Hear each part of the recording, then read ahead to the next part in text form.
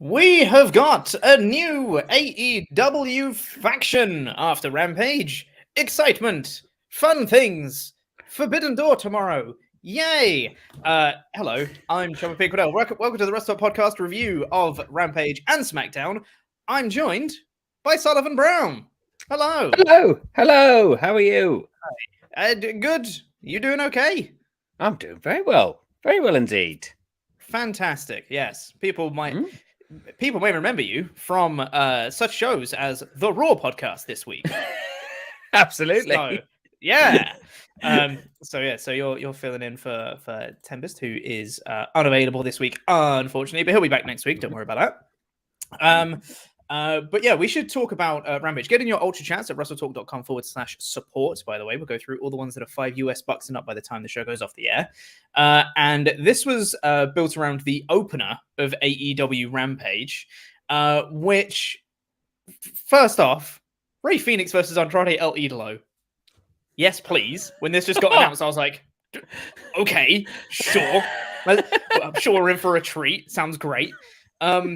And these two, like, Tony Khan had the pre-Forbidden Door media call yesterday, and he was saying, like, oh yeah, we've got Rey Fénix versus Andrade in the opener of Rampage tonight. This will be like a pay-per-view quality match, but because of like the politics surrounding it, because of like Mexican wrestlers couldn't be used on Forbidden Door, because of CMLL's rivalry with AAA, and CMLL have the working relationship with New Japan. There's like the whole thing. So like Mexican wrestlers that are associated with AAA can't be put onto the Forbidden Door show. So he's like, we'll put them on the opener of Rampage instead. And crikey, he wasn't lying when he said this is going to be a pay-per-view caliber match, because these two just went nuts in this match. Yeah. This was so much fun. Yeah, I love it. Absolutely. Oh, it was fantastic. And like, it was everything that, when Andrade first came to AEW, I was so excited because I felt like, oh, he is so much better than how he's been used in WWE. I'm really, really excited. And his time in AEW has been sort of just fine. He's just sort of pottered along and done various different things here and there that haven't really made a huge impact. But this match, I was like, yes, he is incredible. Like, that's the thing. And like, Rey Fénix is he's one of my favorite wrestlers. Rey Fénix, I don't think he's ever had a bad match that I've ever seen. Like, he's just unbelievable. These two are really, I wish they were on the pay-per-view, but also I'm so glad that we get to see this on Rampage. That's amazing. That's just it was a pay-per-view quality match. It was fantastic. I loved it. It absolutely was. I love the spot that they did where Andrade started doing the three amigos, did two of them, and then Rey Fénix countered and did the three amigos himself, and he got the big babyface pop for completing the move. It's like, that's just such like perfect psychological storytelling. I love that. Yeah. And those who just went back and forth for ages had a really, really good back and forth match through the whole thing. I can't say all the spots because there are too many, but it's exactly the caliber of match you'd expect out of Fénix and Andrade when they got given time, and they did get given time. It was great. And then it came in with the actual finish. Fénix did a dive to the outside. There was a big schmoz with all the managers and stuff getting involved, and in that ruckus, out came Roosh, who we had seen partner with Andrade before when they had their backstage segment where they partnered up together. But now he actually made his AEW debut here, hit a low blow onto Fénix, who got rolled back into the ring, Hammerlock DDT, El Idolo, I should call it, and Andrade gets the win. Afterwards, they do a little beatdown. Roosh steals the mask from Fénix, and they put on matching t-shirts, and they reveal that they are now called La Facción Ingobernable, which is obviously Los Ingobernables de Japón, or Los Ingobernables in AAA is where they started, but now they've got their AEW tangent, which I'm all about. I think this is great. Yeah. Oh, it's fantastic. It's very, very, very exciting. And this is how I feel like this is how you use Andrade. Like, he is going to be a great leader of that stable, that faction. And it's and I imagine they'll recruit more. I don't know, but like him and Roosh, it's going to be great. I'm excited now for Andrade, which I haven't been for a very long time. Not really since he debuted, because I felt like there was that whole stuff where he was with the Hardys, sort of, and then that was weird. It was all weird, but this is a thing where he can actually there's continuity there, there's history there, and that's a lot more interesting, a lot more fun.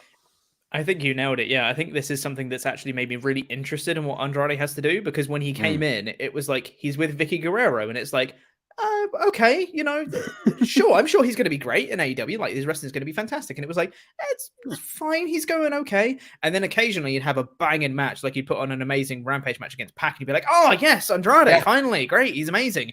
And then you'd continue to potter on for a while, and you go, okay, he's still back to just doing nothing. Now it's Andrade Hardy family office, and then they kicked out the Hardys, so it was the Andrade family office, which was still a bit like, what's the dynamic here? I don't really get this, but okay.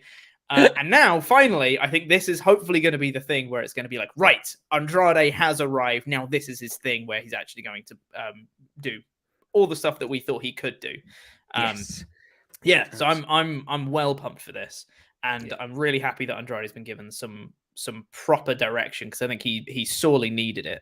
And I think that him partnering with Rush as well. Rush, for those unaware, is former Ring of Honor World Champion. He's been champion in AAA. He's a very good wrestler. So having them partner together is all thumbs up in my book. I've only seen a little bit of Rush wrestling, but he's really, really good from what I've seen. So yeah, big thumbs up all round from me. Well done, Rampage. This was lovely, and I think if you're going to replace the Andrade family office with La Facción Ingobernable, then I'm all in on that, because I think this is a much better version of what Andrade should be doing in AEW now, which is great. So yes, big thumbs up for me. Yeah.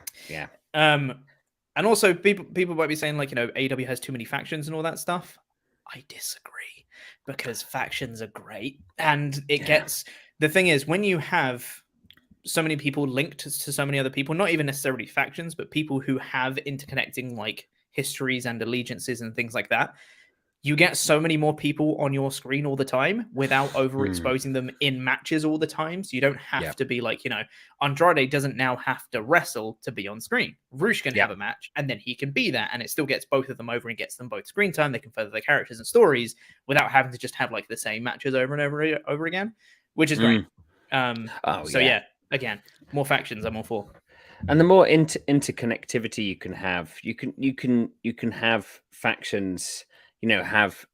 People within factions have mini storylines against other people within factions, and it's just interconnecting the whole world of AEW together and building up that world is really, really, really great. And it's something that, like, I felt like wrestling, we look back on the Attitude Era a lot, but I felt like that was a very interconnected time. I felt like that was something that was really, really great during that time, is that everyone had a stake in and had an opinion on other people, and they were pretty clear. It wasn't just, they're good guys and they're bad guys, so therefore they don't like each other. It was more interconnected. There was reasons why, and it was for the world building of AEW, I think factions are super useful.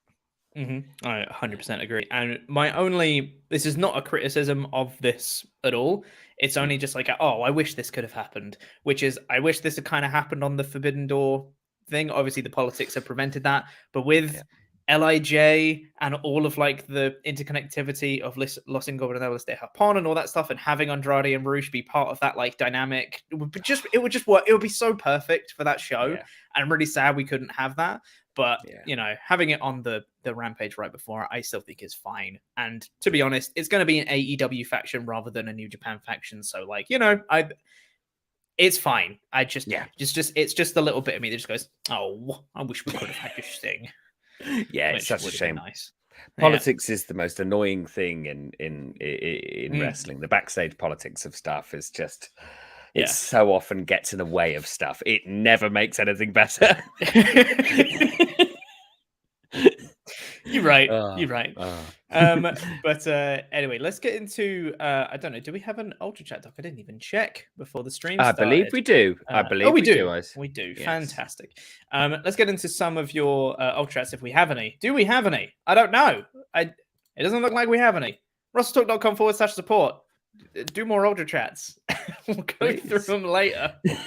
I'm sure you have thoughts about Rampage and maybe SmackDown and Forbidden Door, all that stuff. WrestleTalk.com/support. We'll go through the rest of those later. We'll do the rest of Rampage now, and then we'll do SmackDown, and then we'll do the rest of the Ultrachats later. Get those in. Yeah. WrestleTalk.com/support. Do them. So Rampage continuing afterwards, we had this opener of Phoenix and Andrade, which was awesome. We then had Eddie Kingston, who I think this was like on the scale of Eddie Kingston promos. This wasn't like his tippity top amazing best promo ever by any means. But even on like a middling Eddie Kingston promo, he still has a couple of lines where I'm like, Jesus Christ, Eddie, calm down, mate. He's a better promo than most people. It's ridiculous. It's so much better than most people. It literally said, I can't wait to taste what a coward's blood tastes like. Eddie, my dude, chill. Yeah, really fun promo. Just being like, yeah, can't wait to taste your blood, Chris Jericho. Okay, Eddie, you're nuts, and we love you for it, I guess. Eddie Kingston's the best. I love him. Yes. I didn't get a screenshot of that. I'm genuinely going to go get a screenshot of the thing I'm about to talk about because I really want to. Because I think it's funny. Where we had a promo with Swerve and Our Glory. Next, Swerve and Keith Lee were backstage. And they're still saying that they're not quite on the same page. And they're still trying to work out the differences. We need to keep winning. And Swerve tried to say indubitably, because that's what Keith Lee said last week. And he couldn't quite say it. And Keith Lee just did the best like meme face looking at the camera. As soon as he said indubitably, he was like, it's the funniest. And I need to go get a screenshot to show everyone because it's very funny. It really made me laugh. I'm gonna do that. We'll continue talking, but I'll do that in the background.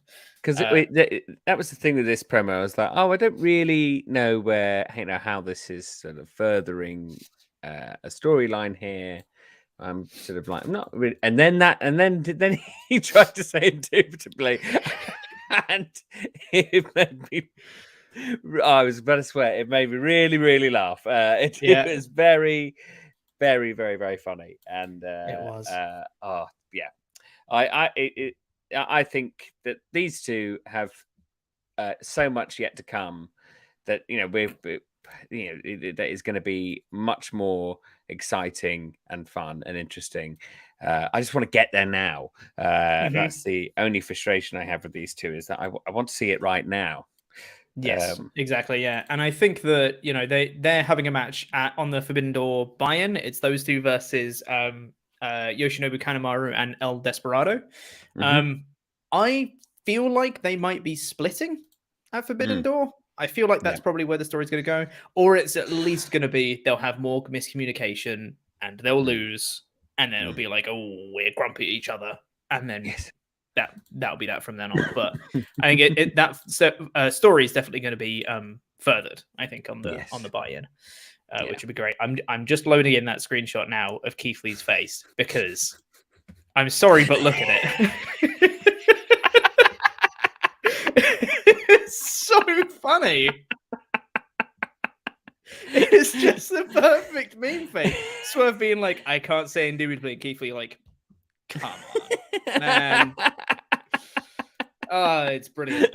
Oh, that's fantastic. I love Keith Lee so much. Yes. I've also just seen that apparently we had a bunch of Ultrachats. My page just didn't update. So we'll get to those later. Incredible. It's fine. We'll deal with it later. We then had Serena Deeb and Mercedes Martinez versus Sierra and Laney Luck. The Ring of Honor women's belt looks great. Why didn't anyone tell me? It's really good. It's a really nice belt. It's not for you to see, Pete. Clearly not. No, clearly not. So this match was longer than I thought it was going to be. I like the fact that in AEW, I feel like this is a point I've made like several months ago, but I like the fact that in AEW, the difference between their top tier main event talent and their enhancement talent is not as wide as it is in some other companies. So you can still have like a decently competitive match between your main eventers and your enhancement talent, but the main event talent will pretty much, always win. Yes. but it's always like they can still have a competitive match and not feel weak coming out of it. Whereas, if you look at a company, for example, like WWE, where you have your main event guys like Roman Reigns, if he had an enhancement talent, he will win in seconds. And if he doesn't, well, he's looking weak, Yeah, exactly. And sometimes it won't even be an enhancement talent. Sometimes it would be fucking... pardon me, sorry. There's a swear, sorry. It would be Ricochet or someone who's like incredible. And you're like, that's not an enhancement talent. No, don't do this. Yeah. So Exactly, yeah. It's but so I like in this match, I still think though that they got given time and they had a bit of a competitive match. It still took, I feel like it took a while to get to the finish, but without it actually being a competitive match, it was just like Deeb and Martinez just kind of beat up Sierra and Laney Luck for the whole thing. And it was like, okay. Laney Luck especially had such a bad time. It's God, like they did like this double release front suplex onto the top rope where they just kind of threw her and she just probably like bounced off the top rope into the ring. I was like, ouchie. What did Laney do to you? Yeah, I know, right? But they had some sort of miscommunication. There was like a bump where it hit like Deeb's arm or whatever. They did double submissions for the win. But then afterwards they were like, you hit me. No, you hit me. And and they got in with each other. So there's some sort of dissension where they're going to build a story around that. So yeah, that was fun. It felt going in, they're not going to get on at the end of this. I can guarantee it because I don't know who these other people really are. So I'm sure that Serena Deeb, Mercedes Martinez are not going to like each other at the end. And sure enough, they didn't. But I think like that'd be a good match going forward. I mentioned that at some point, like I could see, Serena Deeb getting the Ring of Honor women's title, and she'd be really good with that. Or you just keep it on Mercedes Martinez. Either way, it's a good match, so I'll be happy with that. Yeah. We got a video promo for Tully Blanchard Enterprises and his clients, and then there was a backstage promo where I was quite surprised and I think relieved a little bit that Jonathan Gresham was there with Lee Moriarty. And they set up a thing between Tully Blanchard and his clients and Jonathan Gresham and Lee Moriarty for a match, which is cool. I mean, that pretty much guarantees that Jonathan Gresham is not going to be the mystery opponent against Zack Sabre Jr. at Forbidden Door. Yes. I would think, right? So that means it's Cesaro, right? It's Cesaro, right, Sully? Right? Surely. Yeah, it has to be. Because if it isn't, they've really done this wrong if it isn't. I know. The only other person it could possibly be would be Johnny Gargano, but I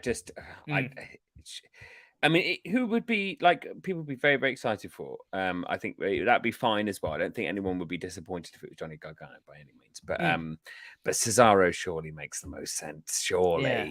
Which I didn't think it would be. And then I saw Gresham on the show. I was like, oh no, it might be Cesaro. I didn't want to get my expectations up, but now my expectations are up. That would be a great match. And he'd be a great Blackpool Combat Club member as well, actually. So 100%. Yeah. I think that'd be awesome. But yes, that was good. We then got Hook versus the DKC. Hook won. He's still great. Yep. I have not much else to say. There's nothing else to say. Yeah, that's it. Yeah, he's great. We love Hook. He's the best. Yep. And then we had the main event of Jeff Cobb versus Cash Wheeler. I thought that Cash did such a good job in the split screen promos that they do for the Rampage main events. I thought that Cash did such a good job of putting over Jeff Cobb and saying like to audiences who might not have known who Jeff Cobb is, and being like, this is why you should care about him. You're really great. You're fantastic. But also, here's why I'm going to win, which is like promo 101 of putting over your opponents. Then you look better if you do beat them later. It's good stuff. And yes, I thought he did a really, really good job here. And they had a very fun match. I love both of these guys. I love Cash Wheeler, and I've always been a huge Cash Wheeler guy. And I've only seen a few Jeff Cobb matches, but man, everyone I've seen, I've been like, man, this guy's really good. Yeah. So like, these two together was such a fun little dynamic for them to have. Jeff Cobb just being like the big guy, and he was just kind of stomping around the ring and taking it slow, being the heel in the match and beating him down and all that stuff. And then out of nowhere, he just has a standing moonsault, and you go, wait, what? this athleticism just comes out from absolutely nowhere. And that's what I love about Jeff Cobb. He's so good. They had a really fun match. Cobb just won clean with the Tour of the Islands at the end, which is one of my favorite moves. I love the Tour of the Islands. It's so fun. And yeah, just got a clean win. Really good. I loved it because both this promo and this match afterwards, I felt much more intrigued to watch the pay-per-view match. Before this, I was like, oh, that's going to be a good match. Definitely. I judging other people in it, yeah, that'll be a really good match. But now I really want to know who wins. And that's exactly what you want from these kind of matches. This is essentially, it's not quite Dynamite really was the go-home show. This is a sort of a go-home show mini for Forbidden Door, because far fewer people watch it, obviously. But like, I'm much more invested in this match now than I was going in. And so that means that like both the promo and the match did that, and they've achieved their job of making me really excited about this. All of these wrestlers are going to be, it's going to be very, very, very interesting. Jeff Cobb is so good. He's so powerful. Oh, he's got so much power in those muscles. He's in the same kind of way as like Keith Lee. He's very like, he's dense. He's just muscle, and he's just solid. He's a wall. I love it. It's great. It looks like if you try and push him, you just never could. Like you never could push him. It's delightful. I totally agree. I think this made me much more excited for the match. I was already excited for the match because I think it's going to be really fun. But like you said, I think this made me more like emotionally invested in it rather than just superficially like this will be some fun wrestling. This actually made me intrigued to see a winner out of it. Like you said, I think this wasn't the best go home show. It didn't really make me that much more excited for Forbidden Door than I was before, because basically nothing actually built Forbidden Door on the show apart from this main event. But for this main event, it did a very good job at making me more excited for the show. I feel like they could have done more for more of the other matches on the card, but that's a beef I always have with AEW, in that Rampage always feels secondary and it doesn't really matter at the end of the day. Exactly. But whatever. Yeah. Then we had, afterwards though, we had this post-match brawl where Dax came out, right? And you had the United Empire came out, and everyone was brawling. Orange Cassidy and Roppongi Vice came out. Eddie Kingston came out, started brawling with Jericho, who was on commentary. And this went on for like what felt like 10 minutes. And it just kept going. I was like, guys, cut the feed. This is the end. That's your go home hook. Call it. And then they're like, just keep going. Keep going, guys. Let's keep it going. And they just kept going around. Like Eddie Kingston just kept finding Jericho. And then they got separated. And then he found him again. And then they got separated. And then he found him again. And I was like, what's going on? Cut the feed. This is the end of the show. Yeah, absolutely. It was so ridiculous. It was so ridiculous. And like there was way too many things going on at one time. Like, yes, having spoken about the interconnectivity being really fun before, you don't need it all on screen all at once. Just like calm yourselves, AEW, a little bit. It's fine. We can have Great Khan and like FTR brawling afterwards, Dash Wilder coming in and also the other and brawling, and then maybe a few other people, but it just felt random. It felt a bit like often I describe WWE's booking, especially when they try and do comedy, is like a 14-year-old's equivalent of thinking that if something is funny, if it's random. It's very, very similar to that. And this was just like, and we'll just get Eddie Kingston out there, He'll just fight Jericho, because he's there. Why? No one knows. Because that's what Eddie Kingston do, I suppose. Like he kept going for the pen on the commentary table. He kept going for a pen to try and stab Jericho with. I was like, yeah, sure, I guess. Eddie, you got to calm down. Yeah. Oh man, like that bit was fun, and I liked the progression of the initial brawl. when it was like, FCR came out, and then you had Roppongi Vice and Orange Cassidy, because you have Will Ospreay there as well, who's facing Cassidy. Like, all the people coming out made sense. And then when Kingston ran out and started brawling with Jericho, I was like, you've lost me. This is weird. This is strange now. And then I was like, okay, if you want to have that brawl, because Jericho's on commentary, easy access for Eddie Kingston, sure, whatever. You can make an argument for it. And then it just carried on. And I was like, at this point, you gotta wrap it up. Like, because nothing new was happening. If they were going to add more people to the brawl or whatever, then sure, you can justify it being that long. But it got where everyone was involved, and then it just stayed there for the whole thing. And it was just like random brawl. It wasn't even like one team stands tall, or, someone gets put through a table, and then you have a big pose or whatever at the end. It was just like, they're fighting, and they're still fighting for ages. And that was it. And it felt like it was the stuff that would happen after the show has ended, like for the live crowd, where it just like they fight for a bit after the cameras go off the air. But it felt like they just left it all in the show. Which is it's very strange. Very strange, especially given this was this is a pre-taped thing, so it's not like it's live. Like they made the editorial decision to keep that going. When you watch that once, you're like, oh no, this is too long. We don't need this. This is too long. We don't need all of this. That's fine. Well, I'm gonna have a wild guess. Here's my theory: that I think they probably edited some of the show and maybe had to edit some of the matches or something because something didn't flow right or something went wrong or whatever. And then that made the show too short. So then they were like, well, just include some of the post-show brawl into the end of the show. And it just made it a bit bloated. Yeah. At the end.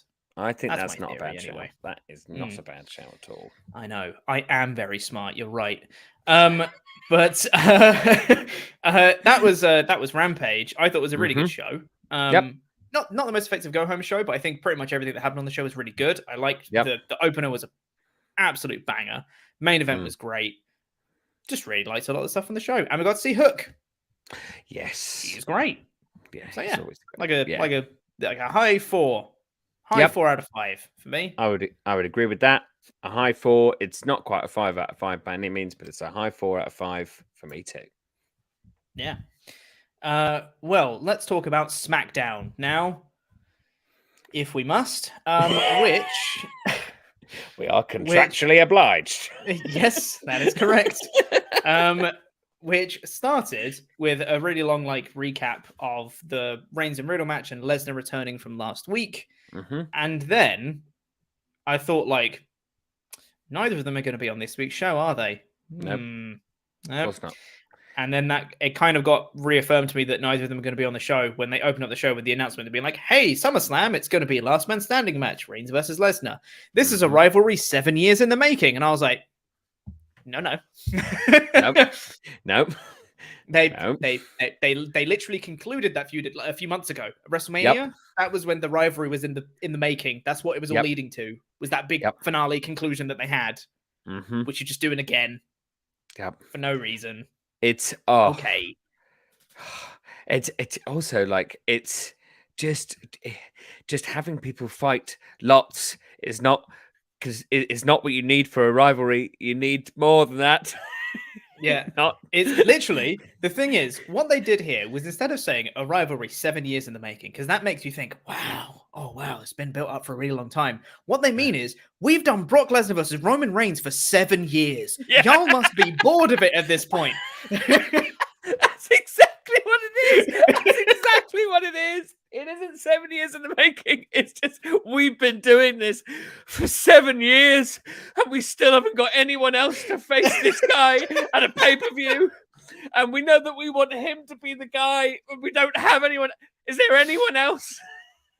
That's it. God. Oh, goodness me. Anyway, that was the opening minutes. We then had Drew McIntyre come out. Oh, yes. Who, correct me if I'm wrong, I don't know if you'll know, but the chat will probably.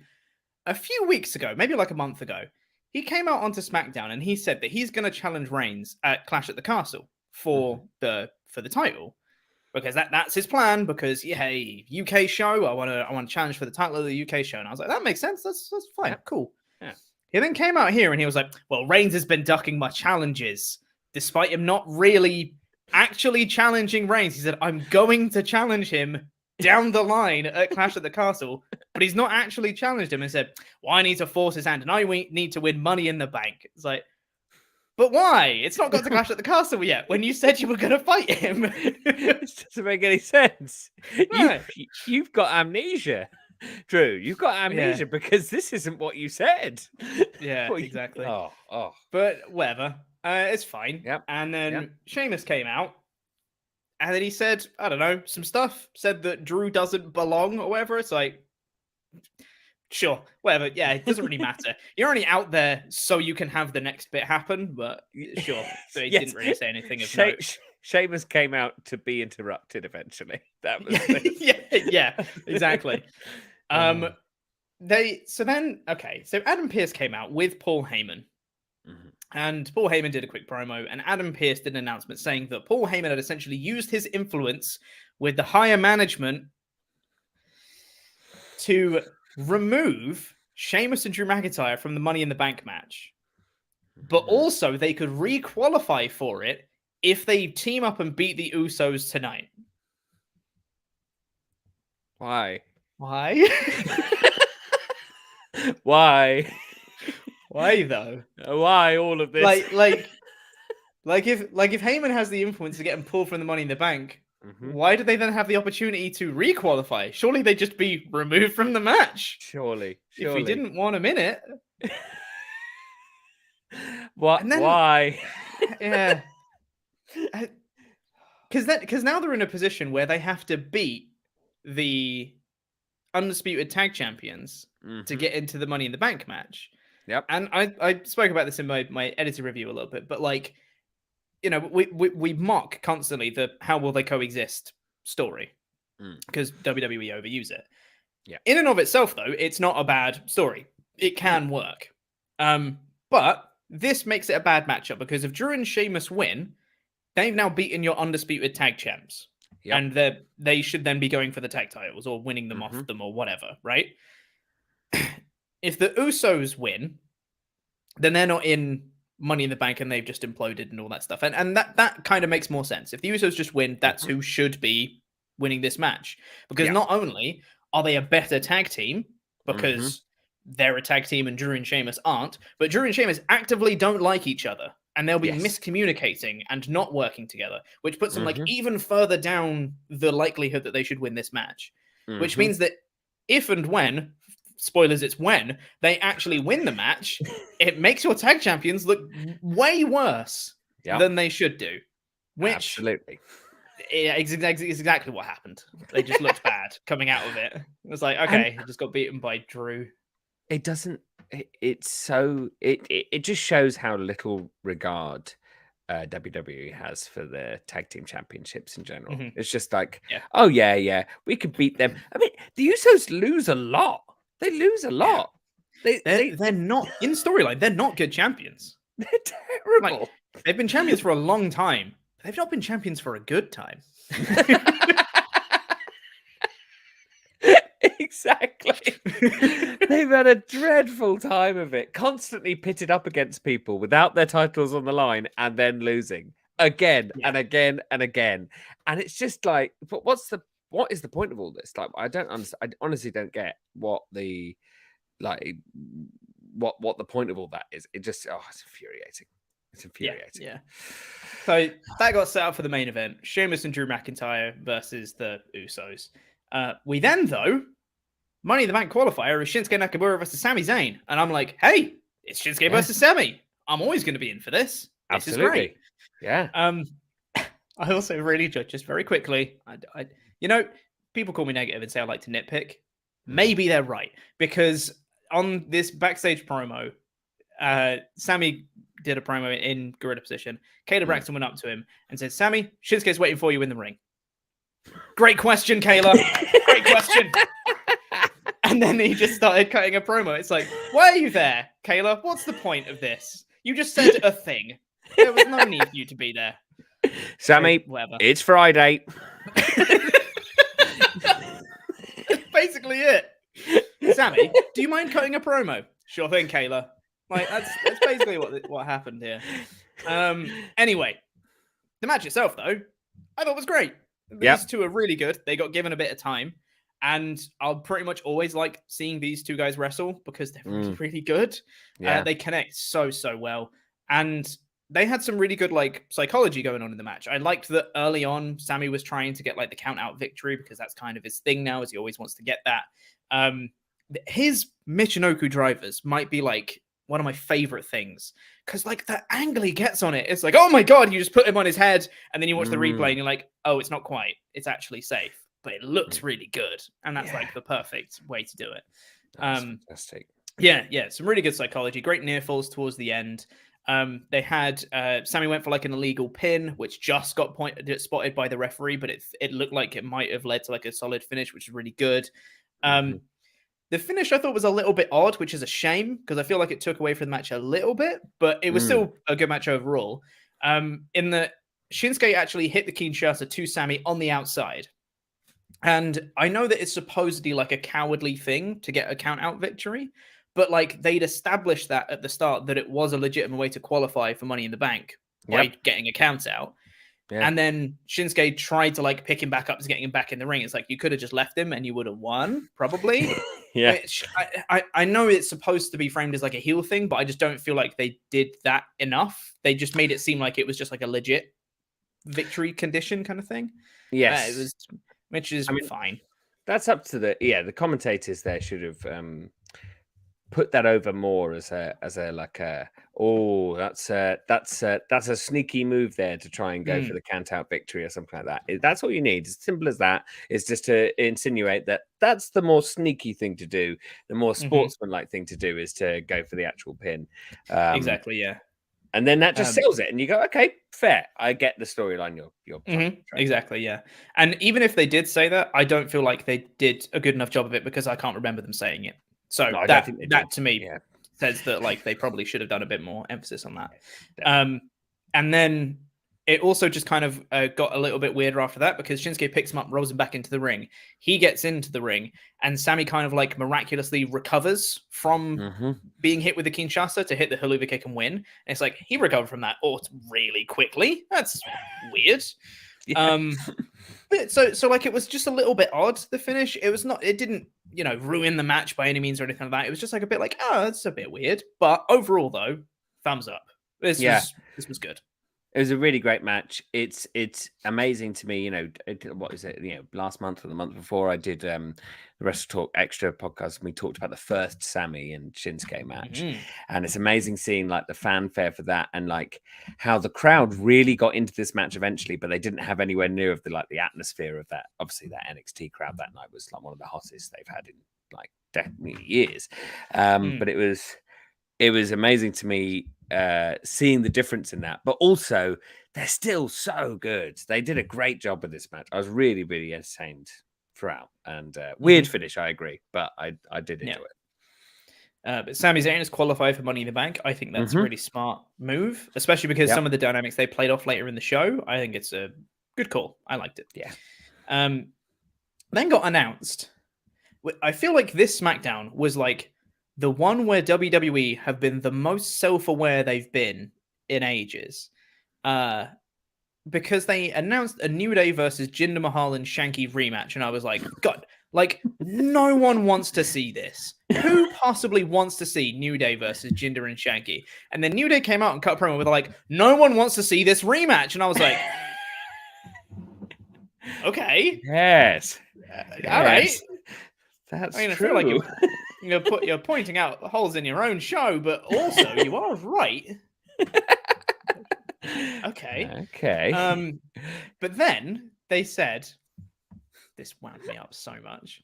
New Day was saying, we don't engage in rematch after rematch after rematch because it doesn't make sense. And I'm like, but you do though, because you just did it with the Brawling Brutes feud where you fought for like 7 months. It's fine. I promise. It's fine. And they said that instead everyone wants to see Shanky dance, and I was like, well, that's where you've missed the mark. Yeah, absolutely. That's a lie.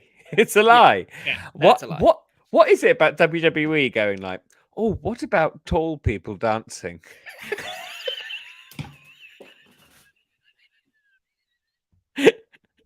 Now, hear me out. Hear me out. Now, they're not just they're not a regular height person. They're a tall person, and they're going to be dancing. Everyone's like, no, Vince. Like, but why is that? Why is that good? He's like, I don't think you understand. They're tall. You're not hearing what I'm saying here. This is a tall person dancing. It's hilarious to them for some reason. Yeah, I don't know. Not a clue. It's fine. So then they start dancing. Shanky dances. I think him and Jinder Mahal split up. They do a little shove. Jinder walks off. It was very undramatic splitting up if it was. Yep. Who knows? But then we had the return of the Viking Raiders, who had really big faces on the Titantron to announce that they were there. It was just their heads cut out on a black background. Look at our faces. We're here. They came back with new face paint and are heels now. And they beat down Shanky and the New Day. I thought it was a pretty cool beatdown. It was good. They look cool. I'm on board. I'm totally on board. It's like, I felt like the Viking Raiders were fodder for going to be jobbing out to loads of people, and then eventually they'll just be released quietly in the night, and we'll all be sad for them because they're actually pretty good. And I'm really glad that they've actually come back, and they seem like they've got a sort of new attitude, and they actually have been built up by this start. That's a good start for them. A new start, which is nice.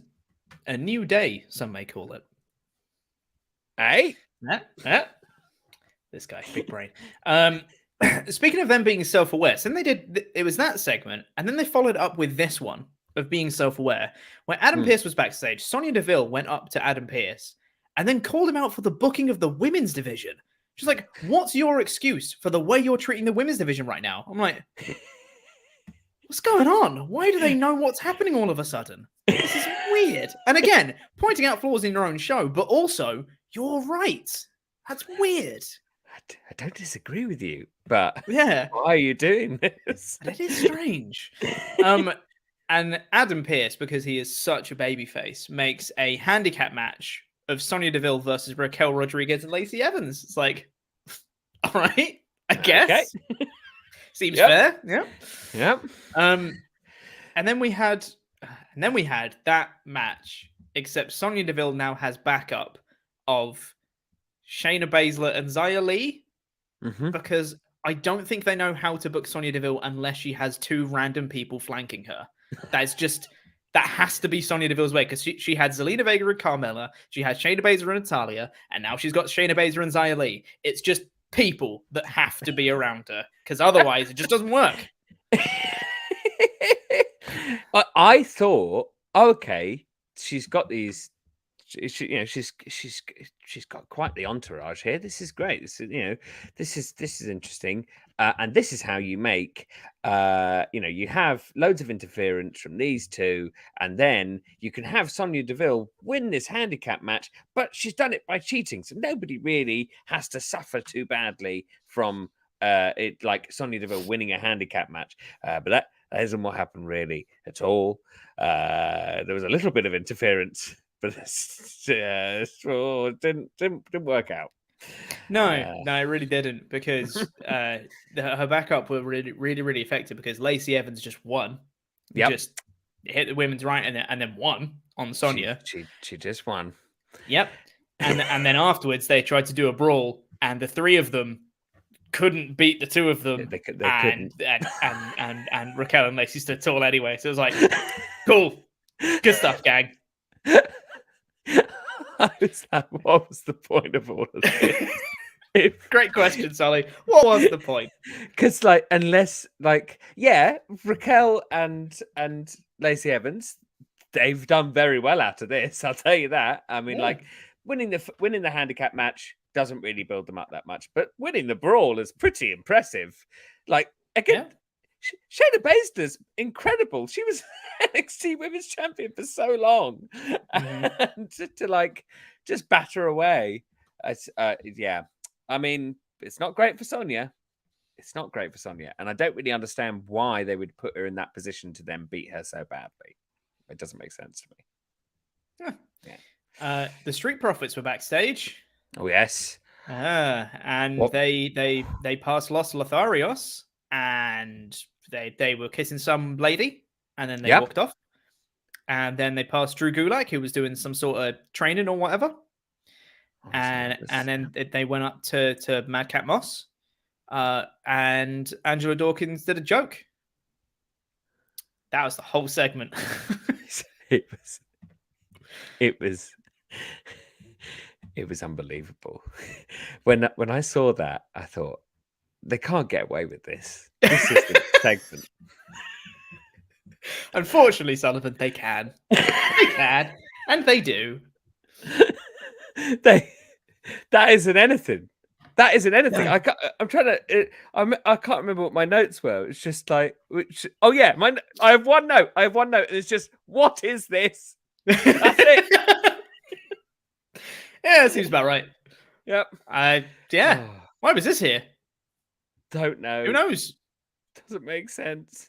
No, I think they just wanted to get some people on the show. They wanted to get Los Lotharios and Madcap Moss on the show, and they were like, how can we do that? We got a great idea. Couldn't do a match or anything. Maybe set him up in some kind of program or anything. No. All right. Yeah. All right. Then we had Natalya come out dressed as Ronda Rousey, who came out with like a stroller and she said some stuff about like Ronda Rousey being a mum. Boo, she's a mum. Such a weird way to attack someone. You have a daughter. Boo. You know how to get me. Yeah, I do. But then, I did not have high hopes for this segment because I was like, if Ronda Rousey interrupts this, Ronda doesn't have a very good track record on the microphone. This probably won't be very good. Ronda Rousey interrupted, and she's still not the best orator when it comes to speaking on the mic. But this was one of her better promos because she just decided to rip into Natalya from out of nowhere. Like, she was like, oh, is that you, Natalya? I didn't recognize you in the ring unless you had your rack out. I was like, excuse me? Okay. Right. And then she was saying, what was it? You know, the closest you've ever come to being a star is when you dressed up as me. I was like, oh my God, that's a really good line. That was a fantastic line. That was the line. That was the line of the night. I was like, that's genuinely brilliant. Like there was stuff, there was also stuff about like her, I guess, getting plastic surgery and stuff. And that was a bit like I felt bad for Natalya in those points. But yeah, that last line was killer, absolutely killer. I think Ronda Rousey did very well, considering she is not a talker by any means. She did really, really, really well with this promo. Considering her past record. Yes, she's no Eddie Kingston, but she's no Eddie Kingston. That is correct. It was just very unexpected, and I think I liked it. They then had a really awkward brawl where they just had like the stroller just kind of got tug of war between them a little bit, and then Natalya just kind of like walked out, and it was like, okay, probably could have done something a bit more impactful there, but it's fine. Didn't take away from the promo. Promo was still pretty good. So I'll give him props for that one. We then had Walter versus Ricochet for the Intercontinental title, the rematch. I didn't notice this last week. Apparently it changed last week, but the Walter's entrance music has changed again. They've changed it to someone else. And I don't know if it's better or worse because I didn't really notice it that much. So I might have to listen to it again. But I didn't notice it either. I don't know why they changed it, because wasn't it it was a piece of classical music beforehand, wasn't it? It was like famous piece. I can't remember what it was, but that was perfect. It was so good. It was perfect. It was so intimidating, but yet also like very. He's so poised. The way that what is it, Ludwig Kaiser as well? Like the way he stands is perfect. That their whole look and everything to do with that is really, really great. And I don't know why they would want to continually change all of it for no reason. It doesn't make any sense. Yeah. So I have spoken at length about why do you need to change something that's perfect. But I will say they have kept the most important thing to me, which is that he's a very good wrestler and he gets to do Walter style matches, which for me is the most appealing thing about Walter is his wrestling, because damn, he's so good. And the way he's just so physical all the time, his chops, the way he ended this match with his shotgun dropkick that he should not be able to perform. He's a big man. It doesn't work physics-wise. Huge dropkick into a powerbomb was so good. I like that he still feels different when he wrestles. And to me, that is the most important thing that they have kept right, which is great. Yes. So yeah, I'm still well on board with Walter. It's great. Love it. Oh, absolutely. And this was a squash, which is always a shame for Ricochet because Ricochet is still brilliant. But I wasn't surprised that it's a squash. Ricochet got a little bit of offense in. I wanted him to have a bit more, and I felt like if this match was a little bit longer, he probably would have done. But the way that the stuff they're doing with Walter, yes, they are all the peripheral stuff. They are entirely doing terribly, but the core of the character is still there, and he's still great. And in like a year or two, he could definitely. In 2 years, I think in the next year, I don't know whether it's going to happen, but in 2 years, he could 100% hold the Universal Championship, undisputed Universal Championship for a very, very long time. I hope. The thing is, this is just me doing my own wish fulfillment, really. But I think that Drew should win the title at Clash at the Castle.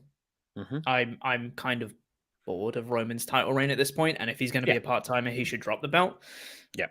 So I think you should drop the belt to Drew at Clash at the Castle. Drew can have a decent reign, maybe not a hugely long one, but a decent reign. Maybe at the following Mania, that goes from September to April. That's pretty long, decent run. Then that's when you have Walter win the Rumble, challenge Drew, and win the title at next year's Mania. That's how I do it, because I think you can just continue his rise at this point. Yes, definitely. I can absolutely see that being a really, really, really like the perfect sort of trajectory for him, because also you want that Roman Rock match. You don't want the titles involved there. If that is happening next WrestleMania, you don't want the titles involved because it's just going to be obvious that the Rock is not going to win because he's not going to become champion anytime soon. So yeah, I think they like building up Walter for next year's WrestleMania is not a bad shout at all. That'd be great.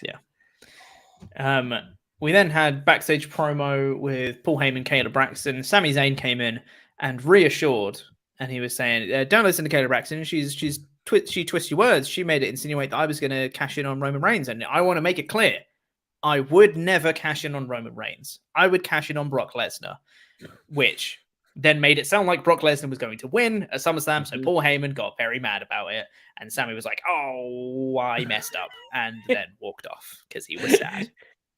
I liked. Yeah, very good. A classic thing of less is more with Sami not saying a word when he screwed it up, and and just looked at him and looked down and looked at him and looked down, and just perfect, lovely bit of clowning, and he's out there. He's very, very funny, Sami. Yes, very, very naturally funny. The interactions with him and Paul Heyman are just wonderful. They're both really, really good. We then had another women's Money in the Bank qualifier. It was going to be Shotzi versus Aaliyah, but apparently Aaliyah is injured, to add to the list of all the injuries in the world happening right now. God, there's so many. This is one of the worst injuries periods I can remember in wrestling for a long time. There was that one in 2015, 2016 WWE, which is really bad. But I think this might be worse. Like across promotions, goodness me, this is horrendous. But anyway, they had a match here. It was fine. It was a match. There's nothing really special to it. But I really appreciate the fact that we had to establish what Shotzi's finisher name was because we hadn't seen it yet since she debuted on SmackDown ages ago. We still didn't know. It's great. Fantastic. Yeah. I mean, Shotzi calls that the never wake up. Oh, thanks. Good. That's good info. Thank you. Also, it's just so... I felt like this is quite...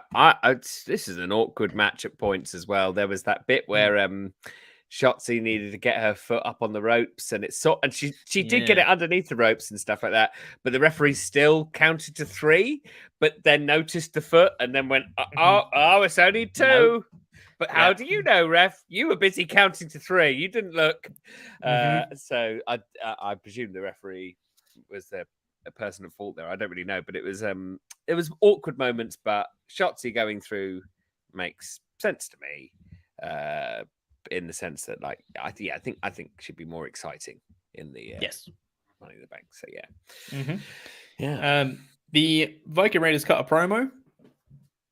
I can't tell you a single word that they said. I'll be honest. I can't remember a single thing that they said in this promo. All I know is that they were like, "We're heels now. We're angry. Yeah, we're mean." Sure. Yep. And, that's all we need to say about that.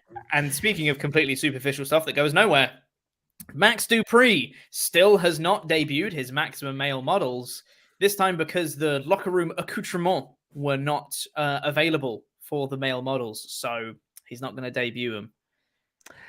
They don't know what they're doing with this. They don't know what they're doing with this. They are just going, all right, just give us one more week and we'll think about it. We'll really think about it. Sure. Yeah. So okay. I'm not going to get hung up on this because we'll go really long if we do. I almost always just talk about pacing on WWE shows because it's awful and it's terrible and it's the worst and it doesn't make sense. This bit was not as egregious as it normally is on WWE shows. You know, when like someone comes out to the ring and then like 20 minutes later their actual match happens because they have a bunch of backstage segments and stuff and all that stuff. That pacing is awful. This bit, after that Max Dupree backstage segment, it then cuts to Pat McAfee, who's standing on the commentary table about to cut a promo. And I'm like, wait. Was this a scheduled segment? Or was this off the cuff that Pat McAfee did? And if it is off the cuff, what's he interrupting to do this? Because this isn't an in-ring segment, because he just stood up on the commentary table and was talking. But then they had the cameras in place, so it was like it was planned. But if it was planned, why is he on the commentary table? What? In kayfabe, what was supposed to happen with this segment? I don't know. No clue. Because it felt like it was off the cuff. Yep, absolutely. I don't think it could have been, logically. Anyway. It doesn't... it made no sense. Anyway, he challenged Happy Corbin to a match at SummerSlam. Yep. I'm sure that would be fun. Yeah. His match at Mania was good. People like to chant to the music, so yeah. Yeah, we expected this match since the previous altercation between them. So it's kind of like, oh, okay, yeah, that is happening at SummerSlam. All right, have fun. Yep. I didn't mention this last week because there were more important things to talk about with like Vince appearing and stuff and Brock Lesnar coming back. But I cannot get over the fact that on the John Cena video package, they've got Fort Miners Remember the Name for the song of it. And I can't get over it because it's such a meme of a song at this point. I just, as soon as it plays, I'm like, oh my God, guys, you can't be seriously playing this song. God, yeah. Oh, fantastic. So funny to me. I love that. And then we had the main event of Sheamus and Drew McIntyre versus the Usos. How will they coexist?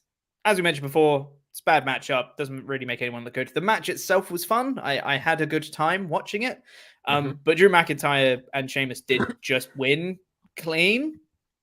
And it was, they just won. They're back in Money in the Bank, which is where we were when we started this episode. Yeah, I mean, if you really think about it, Like other than like Zayn qualifying, I guess, maybe Virginia Mahal and Shanky breaking up, and then Shotzi qualifying. Did any storylines progress in this episode other than 2 qualifications and maybe a breakup? You could argue maybe Ronda and Natalya, just because but Ronda's promo was a bit like intense, and that kind of added some fire. And the Viking Raiders coming back. The Viking Raiders are heels now, so that's something. But it's just like you can't have the thing that you're starting and ending with. You can't from a story perspective, it makes no sense to end up in exactly the place you started at. You need to have something happen that at least changes their relationship. Even if they end up where they start, it needs to be something must have changed, but nothing changed. Like that sort of Drew was pointing at Sheamus in celebration afterwards. So maybe they're friends now, but I don't think they are friends. I don't think they're going to go with that. The thing is, like, they used to be friends. We did the whole Drew McIntyre Sheamus tag team friendship thing, but then they blew up and then they weren't friends. Yeah. So we're going to be bringing them back to being friends again? Or not? And then what's happening with Rich Holland and Butch, if that's the case? Because that's definitely still a heel act. And I don't think you can get this over as a babyface thing. Or they can try, but I don't think it'll work. Who's going to hold Butch back? I know. Don't you see how funny that is, Sullivan? How random that is that you have Butch. He tries to like fight all the time and they go, no, you can't do that. Butch. Comedy. Butch, calm down. I'm just going to the shops. You can't fight everyone. He is literally Scrappy Doo. That's it's kids cartoon level of humor, that one. Mm-hmm. That's all it is. Also, the Street Profits were on commentary for this main event match, and I found them a little bit obnoxious because they were just shouting the whole time. Like, can you not? Is that all right? Yeah, I love having wrestlers on commentary because they often add something different that's really, really exciting. But I didn't feel like they added anything really, and they took up a lot of the time. And I was surprised because they're both really good talkers, but they were just talking. Yeah. They didn't pick their moments. They just decided to take over, and it was a bit, I don't like exactly, yeah. Sami Zayn tried to interfere in this match on behalf of the Usos, and the Street Profits stopped them, did a little shoulder barge, and was like, "You can't interfere in this match." And that's when Sheamus and McIntyre won. Yeah, that was the show. I gave it a 3 out of 5 just because I liked most of the wrestling on this show. You know, Viking Raiders' heels was pretty decent. I think that the Sami Zayn qualifying was good, but they didn't have Reigns or Lesnar on this show. And I fear what they're going to do is exactly what they did for WrestleMania, which is announce the match and just go, cool, job done. And then they don't actually like build the story into the match. They just go, well, it's Reigns versus Lesnar. Everyone gets excited. Yeah. And we're not at this point. Absolutely. Like, I think for me, it's a high 2. It's a high 2. I did love some of the wrestling, and like still the main event was a really good match up until like the finish. I still enjoy because the Usos are amazing. They're really great tag team. They can like nearly every single match I watch theirs is always exciting and fun and to like crazy chaos that is actually very cohesive because they've really thought about it. So it's a high 2 for me, but because I just didn't feel like I got anything much story-wise out of this whole episode. And ultimately, it felt like a filler episode. But I think, I can see why you gave it 3, definitely. Yeah, maybe it's because, you know, just based off SmackDown's recent history, it's been dog ass lately. So maybe just by comparison, it's like, oh, this feels a little bit better. So maybe, you know, I'm feeling nice. I will say I did wake up in a good mood, so maybe that helped because I watched this first thing in the morning. So maybe that helps, you know. I'm glad you're in a good mood. That's the main. Yeah, I genuinely woke up and I was like, it's Forbidden Door tomorrow, and then I got really excited, and then I watched this and I was like, yeah, wrestling. I'm really excited for wrestling. And then I watched Rampage and I was like, yeah, wrestling. I'm really excited for wrestling. So, yeah, brilliant. Yeah, it's been very nice. Anyway, yeah, so that was SmackDown. The high 2, 3 out of 5. Do we have Patreon shout-outs? Let's find out. What's the date today? It's the 25th. We do. We need to say thank you to some very special people.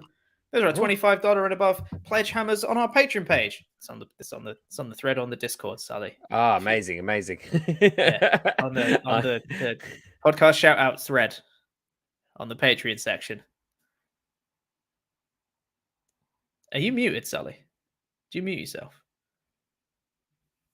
I somehow became muted in that time. I don't know what happened. I don't know how that happened. Incredible work. But regardless, if you head over to our Patreon page, patreon.com/WrestleTalk, there's so much extra stuff over there. For a limited time, there's going to be the CBW perks.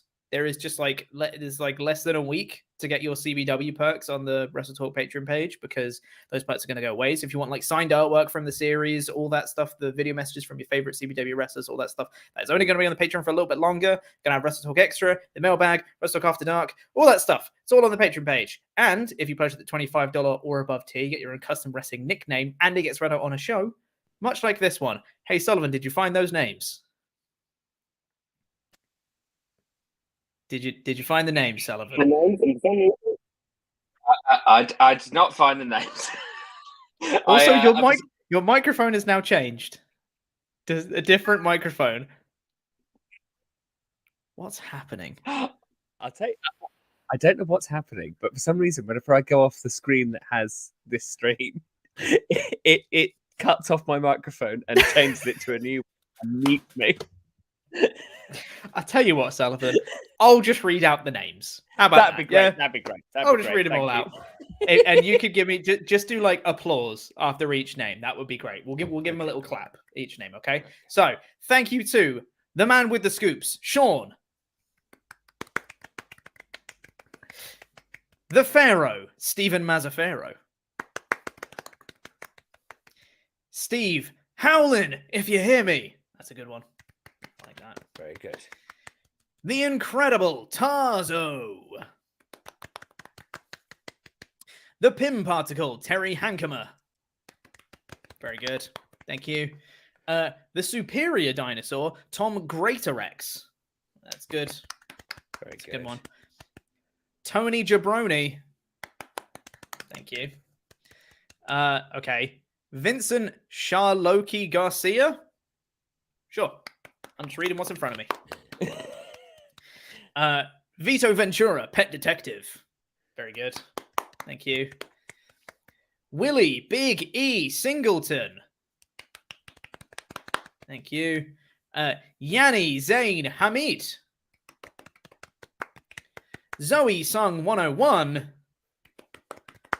And finally, for this Hall of Fame class of the 25th of June, 2022, the Rick Pesh.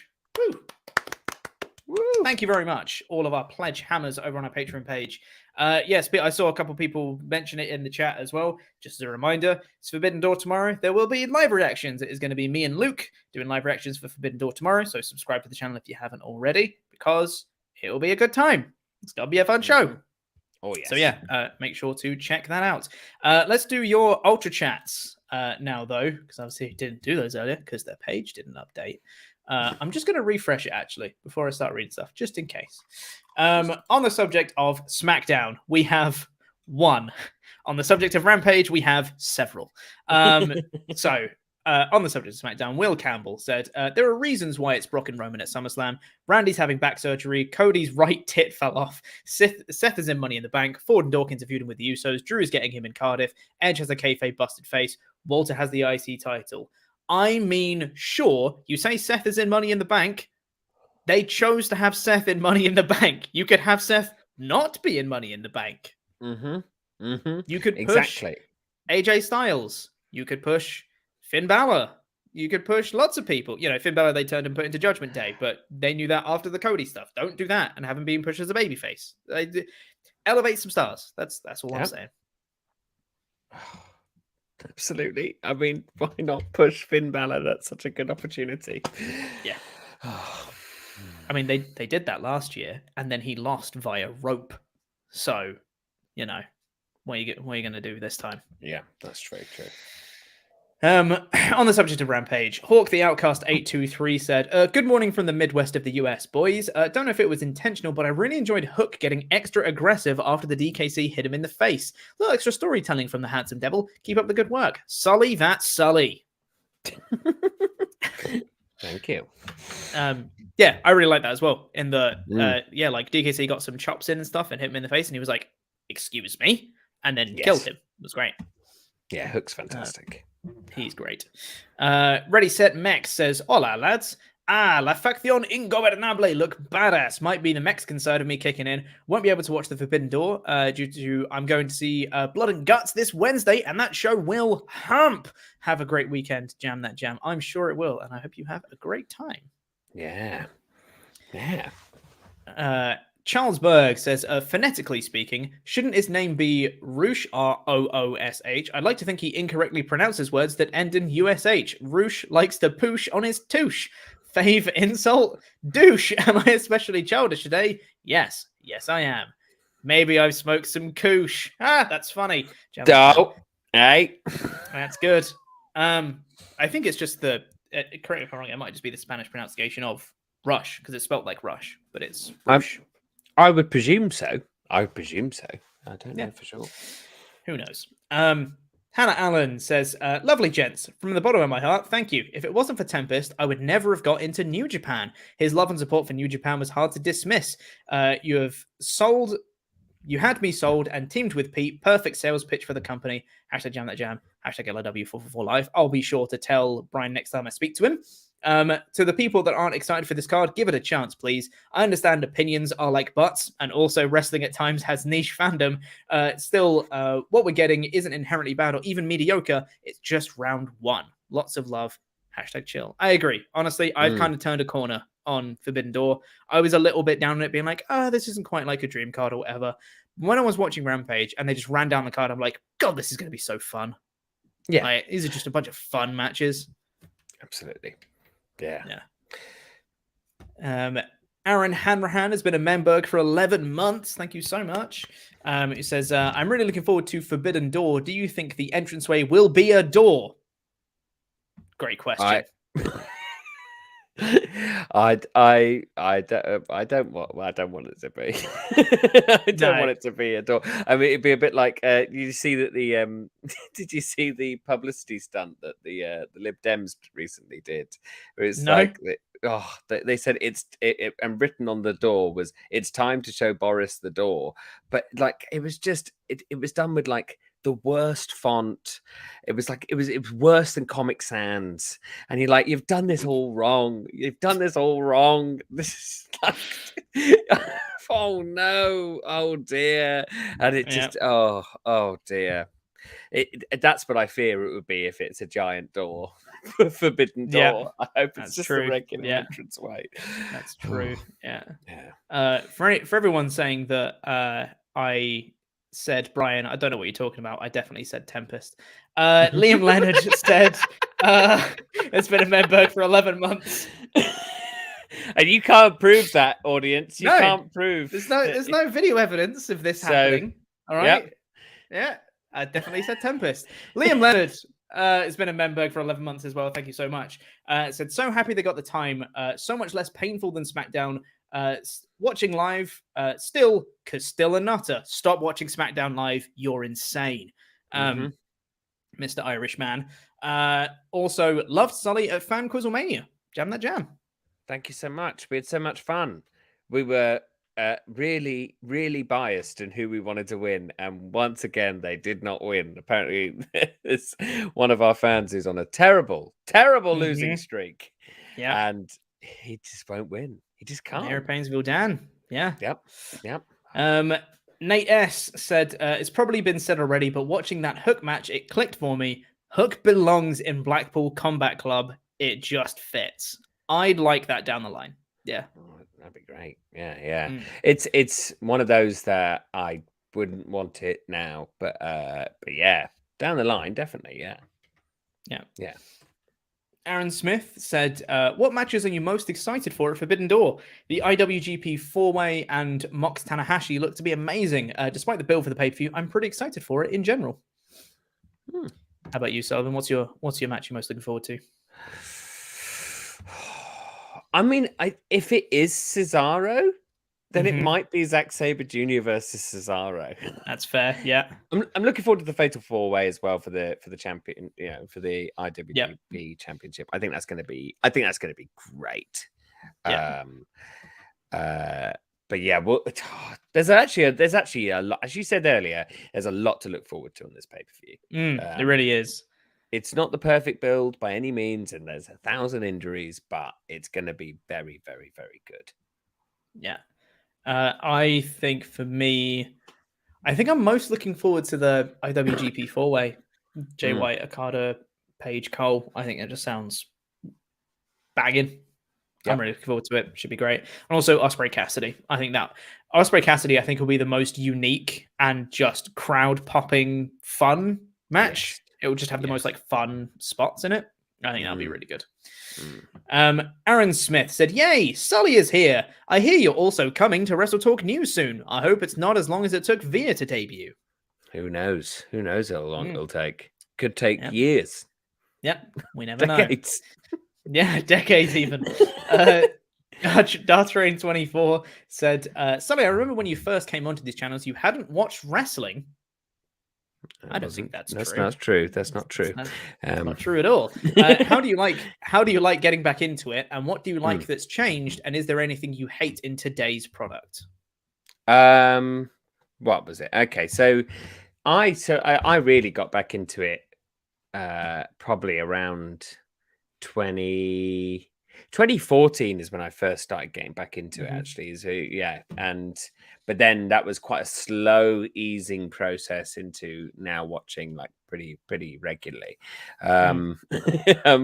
What do I have found it? I mean, it's good fun. I think certainly the discovery of AEW has really, really reignited my love for it. Just because it's new and it's interesting and it's exciting. I think they do storylines actually very, very, very well that make sense, that have nods, that they have Easter eggs in them for people that care about the storylines. They care about their fans, it seems, and the wrestling is great. Think the things I hate in the more modern wrestling, I just feel I feel like some things are just you have a weird mix of sometimes it being way too polished and sometimes it being nowhere near polished enough, and very rarely are you at the right point where it's like it looks rough but actually it's really professional, and that's probably my biggest gripe at the moment. And there's lots of basic story theory that isn't going into a lot of wrestling booking, less so on AEW. I think they do a really good job on the whole, but a lot of WWE stuff, they just do not like having a character at the beginning being introduced like Drew McIntyre and Sheamus and having them not changed by the end. That is a basic story thing that you're ignoring, and that I find frustrating. Yes. Yeah. Van Twinblade said, Denise Salcedo, a.k.a. Denise McMahon, a.k.a. Dorkney Salsuck-O, screwed Will Washington out of the Quizzlemania title. Hashtag Quizzlemania screwjob. Hashtag justice for Will. It was outrageous, Pete. It was outrageous. I didn't watch. It was late. Please fill me in. What happened? So, okay. So first of all, this quiz was ridiculous. She was giving out points left, right, and center for no reason, right? So everyone started off with bonus points, and they were differing, but just based on what thing you chose. I got 1 bonus point. I was really happy with it. Other people end up with 13. I had the lowest amount of bonus points. I may as well have had minus points. Ridiculous. It was ridiculous. Anyway, so then we do all these questions. The scoring system is completely mad. 40 points handed out here, 5 points handed out here, meaning that everything is totally skew. But Will Washington has a 14 point lead over me in second place. I'm really happy. I'm on a stream with Luke and Tempest and SRS, and I'm second. Will Washington, he ends up winning. He gets all of the he gets so many questions right, and he wins pretty handily. And Denise says, "But wait a second, I've got a Quizzlemania in the bank thing. So now, Will, you haven't won yet." So this is where she really screwed Will. If she wanted to do Quizzlemania in the bank, that's fine. But she didn't allow him to have the win of the Quizzlemania that he had just won. She said, "You haven't won yet, Will, because now what we're going to do is everyone is going to choose a number on these briefcases. If nobody gets the right number that has the winning briefcase in it, then Will, you win. Otherwise, the other person wins," which odds-wise is minuscule. It's so small that nobody's going to pick that number. And Will was rightly furious. I was furious for Will. And then SRS won. It was unbelievable. It was unbelievable. And she said, "I can't help it. It's the rules. You made the rules. You made the rules up, Denise." Oh, that's brilliant. That's amazing. Incredible. You know what? That genuinely sounds like when people be like, when WWE book themselves into a corner, and they'll be like, "Well, we had to do a screwy finish for this match. Couldn't have either of them lose." It's like, you booked the match. Just don't book the match. You made this happen.